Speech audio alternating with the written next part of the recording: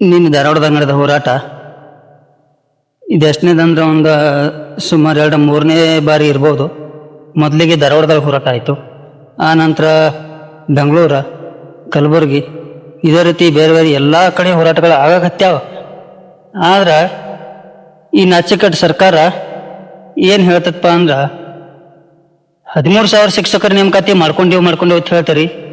ಯಾವ ಮುಖ ಇಟ್ಕೊಂಡು ಹೇಳ್ತೀರಿ? ನಿಮ್ಗೆ ನಾಚಿಕೆ ಮಾನ ಮರ್ಯಾದೆ ಇತ್ತಂದ್ರೆ ಆ 13,000 ಶಿಕ್ಷಕರ ನೇಮಕಾತಿ ಮಾಡ್ಕೊಂಡ್ ಅಂತೇಳಿ ನೀವು ಸತ್ರು ಹೇಳ್ಬಾರ್ದು. ಯಾಕಂದ್ರೆ ಈಗಾಗಲೇ ಒಂದು ವಿಡಿಯೋದೊಳಗೆ ಹೇಳಿ, ಆ 13,000 ಶಿಕ್ಷಕರ ನೇಮಕಾತಿ ಆಗಿದ್ದು ಅಂದ್ರೆ ಆರ್ಥಿಕ ಇಲಾಖೆ ಅನುಮೋದನೆ ಕೊಟ್ಟಿದ್ದು ನಿಮ್ಕಿನ್ನ ಮೊದಲೇ ಇರ್ತಕ್ಕಂಥ ಗೌರ್ಮೆಂಟ್ ಇದ್ದಾಗ. ನೀವು ಬಂದ ಮೇಲೆ ಬರೀ ಅದಕ್ಕೆ ಆರ್ಡರ್ ಕಾಪಿ ಮಾತ್ರ ಕೊಟ್ರಿ, ಮತ್ತೇನೂ ಮಾಡಿಲ್ಲ. ಅದನ್ನ ಆ ಸರ್ಕಾರ ಕೂಡ ಕೆಲವೊಂದಿಷ್ಟು ತಪ್ಪುಗಳನ್ನು ಮಾಡಿ ಆ 13,000 ಶಿಕ್ಷಕರ ನೇಮಕಾತಿ ಒಳಗೆ CNR ಒಳಗೆ ಬದಲಾವಣೆ ಮಾಡಿ ಏನೇನೋ ಮಾಡಿ ಹೊಲಸಿಳಿಸಿ ಅದು ಹೋಯ್ತು. ಅದು ಹೋದ್ಮೇಲೆ ನೀವು ಬಂದ್ರಿ 5 ಗ್ಯಾರಂಟಿ ತೊಗೊಂಡು ನೀವೇನು ಬಂದ್ರಿ ನೇಮಕಾತಿ ಅಂತಕ್ಕಂಥದ್ದನ್ನು ಪೂರ ಹಳ್ಳ ಹಿಡಿಸಿದ್ರಿ. ಇನ್ನೂ ಎಷ್ಟರ ಈ ಹೋರಾಟಗಳು ಆಗಬೇಕು ಅಂತಕ್ಕಂಥದ್ದು ವಿದ್ಯಾರ್ಥಿಗಳಲ್ಲಿ ತಿಳಿವಲ್ತು. ನೋಡ್ರಿ, ಎಷ್ಟೋ ಜನ ಧಾರವಾಡದೊಳಗೆ, ಹುಬ್ಳಿ ಒಳಗೆ, ಬೆಂಗಳೂರು, ಕಲಬುರಗಿ, ಜಮಖಂಡಿ ಇನ್ನಿತರೆ ಹಲವಾರು ಭಾಗದೊಳಗೆ ಕರ್ನಾಟಕದಾದ್ಯಂತ 5 ವರ್ಷದಿಂದ ಇನ್ನೂವರೆಗೂ ಕೂಡ ಅಲ್ಲೇ ಲೈಬ್ರರಿ ಒಳಗೆ ಓದಾಕತ್ಯಾರ. ಕಾಂತಕುಮಾರ್ ಸರ್ ಎಲ್ಲರನ್ನ ಕೂಡ ಈ ಹೋರಾಟದೊಳಗೆ ಭಾಗವಹಿಸ್ರಿ ಅಂತೇಳಿ ಹೇಳ್ತಾರೋ. ಆದ್ರೆ ಓದ್ತಕ್ಕಂಥ ಹುಡುಗರೊಳಗೆ ಒಂದು 30% ಜನ ಕೂಡ ಅಲ್ಲಿ ಯಾರೂ ಭಾಗವಹಿಸತ್ತಿಲ್ಲ. ಅಷ್ಟಾದರೂ ಕೂಡ ಲಕ್ಷಾಂತರ ಜನ ಆ ಒಂದು ಹೋರಾಟದೊಳಗೆ ಭಾಗವಹಿಸಿರ್ತಾರೆ. ಈ ಹೋರಾಟ ಇಲ್ಲಿಗೆ ಮುಗಿಯಂಗಿಲ್ಲ. ನಿಮ್ಮ ಸರ್ಕಾರವನ್ನು ಭದ್ರವಾಗಿ ಇಟ್ಕೋಬೇಕಂದ್ರೆ ನಿಮಗೆ ಏನಂದ್ರೆ ನಾಚಿಕೆ ಮಾನ ಮರ್ಯಾದೆ ಏನರ ಇತ್ತಂದ್ರೆ ಸದ್ಯದೊಳಗೆ ನೇಮಕಾತಿ ಮಾಡಿರಿ.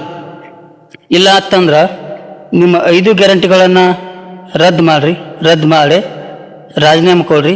ರಾಜೀನಾಮೆ ಕೊಟ್ಟ ಮನೆಗೆ ಹೋಗ್ರಿ.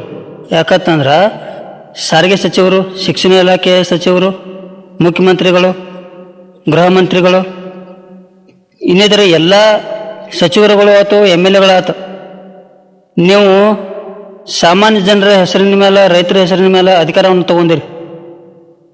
ಇಲ್ಲಿ ಹೋರಾಟಕ್ಕೆ ಬೀದಿಗೆ ಇಳಿದವರು ಅದೇ ಸಾಮಾನ್ಯ ಜನ, ಅದೇ ರೈತರ ಮಕ್ಕಳ ಹೊರತ ನಿಮ್ಮ ಮಕ್ಕಳಲ್ಲ. ನಿಮ್ಗೆ ಇದು ಎಚ್ಚರಿಕೆ ಗಂಟೆ ಅಂತ ಹೇಳ್ಬೋದು. ಯಾಕಂದ್ರೆ ಇದು ಮುಂದೊಂದು ದಿನ ಈ ಒಂದು ಹೋರಾಟ ಇಷ್ಟಕ್ಕೆ ನಿಲ್ಲೋದಿಲ್ಲಿದು.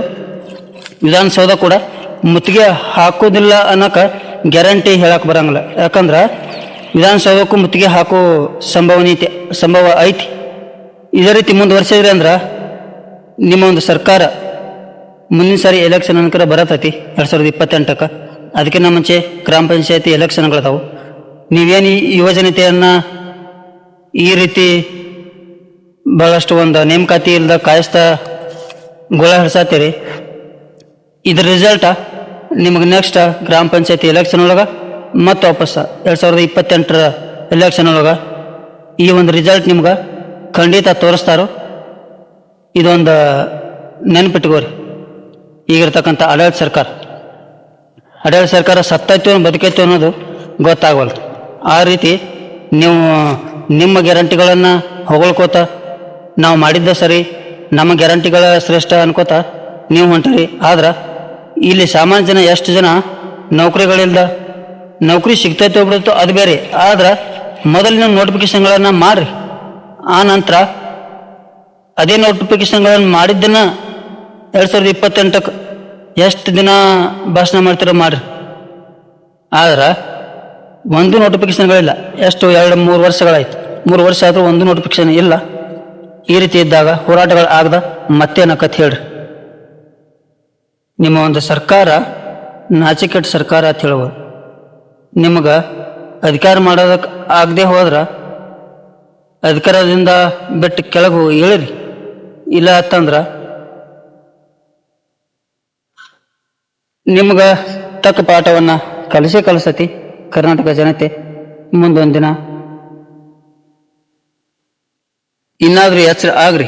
ಸಾಮಾನ್ಯ ಜನರ ಶಾಪ ನಿಮಗೆ ತಟ್ಟದೇ ಬಿಡಂಗಿಲ್ಲ. ನೀವೇ ನನ್ನ ಕರೆ ಈಗೇನಿದಿರಲಿ ಸಚಿವರು ಕೆಲವೊಂದಿಷ್ಟು ದಿನ ನೆಕ್ಸ್ಟ್ ನೀವೇನು ಬರೀ ಎಮ್ ಎಲ್ ಎ ಕೂಡ ಆರಿಸಿ ಬರ್ತೀರಿ ಅಂತೇಳಿ ಏನು ಗ್ಯಾರಂಟಿ ಇಲ್ಲ. ಹಾಕೋದಿಲ್ಲ ನಿಮ್ಗೆ ಯಾರೋ ಓಟ್. ಯಾಕಂದ್ರೆ ನೀವು ಈ ರೀತಿ ಯಾವುದೇ ನೋಟಿಫಿಕೇಶನ್ಗಳು ಇಲ್ಲ ಮತ್ತು ಯಾವುದೇ ಅಭಿವೃದ್ಧಿ ಕೆಲಸಗಳು ಇಲ್ಲ. ಬರೀ ಗ್ಯಾರಂಟಿ ಹೆಸರಿನ ಮೇಲೆ ನಿಮ್ಮ ಇಡೀ ಒಂದು ಸರ್ಕಾರನ ಮುಂದುವರಿಸ್ತಾ ಹೊಂಟಿರೋ ಹೊರತ ಮತ್ತು ಯಾವುದೇ ರೀತಿಯ ಅಭಿವೃದ್ಧಿ ಕೆಲಸಗಳು ಯಾವುವೂ ಆಗತ್ತಿಲ್ಲ. ಇದಿಷ್ಟು ಹೇಳ್ತಾ ಈ ಒಂದು ವಿಡಿಯೋನ ಮುಗಿಸ್ತಾನು. ನೋಡ್ರಿ, ಇಲ್ಲಿ ನಾವು ಯಾರ ಪರವಾಗಿ ಅಲ್ಲ, ಯಾರ ವಿರೋಧನೂ ಅಲ್ಲ. ಯಾಕಂದ್ರೆ ಹೋರಾಟ ಮಾಡಿರ್ತಕ್ಕಂಥ ವಿದ್ಯಾರ್ಥಿಗಳ ಪರವಾಗಿ ಅಷ್ಟೇ ನಾವಿಲ್ಲಿ ಯಾವ ಕಾಂಗ್ರೆಸ್ಸು BJP ಯಾರ ಪರವಾಗಿನೂ ಇಲ್ಲ. ಇದಿಷ್ಟು ಹೇಳ್ತಾ ಈ ಒಂದು ವಿಡಿಯೋನ ಮುಗಿಸ್ತಾನು. ಧನ್ಯವಾದಗಳು. ನಮಸ್ಕಾರ.